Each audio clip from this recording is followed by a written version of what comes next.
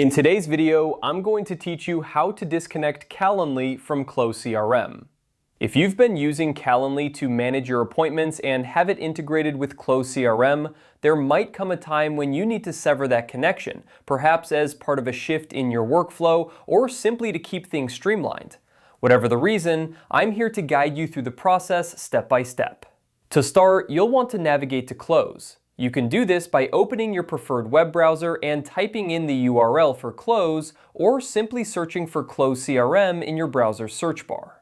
Once you've arrived at the Close homepage, make sure you're logged into your account. If you're not already logged in, go ahead and enter your credentials to do so. Now that you're logged into Close, direct your attention to the left-hand menu. Here, you'll find a variety of options. You'll want to click on the one labeled Settings. This will take you to a page where you can manage various aspects of your account and how it interacts with other services. After clicking on Settings, you'll need to scroll down the page until you find the Accounts and Apps section.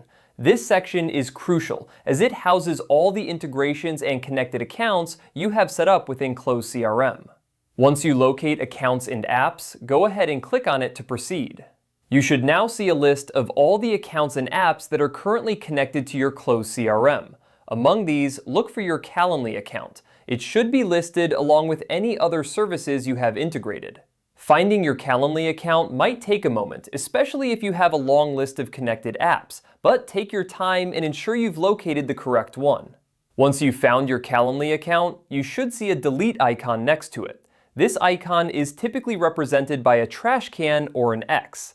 Clicking this icon will initiate the disconnect process. Go ahead and click on it. A prompt may appear asking you to confirm that you want to disconnect Calendly from Close CRM.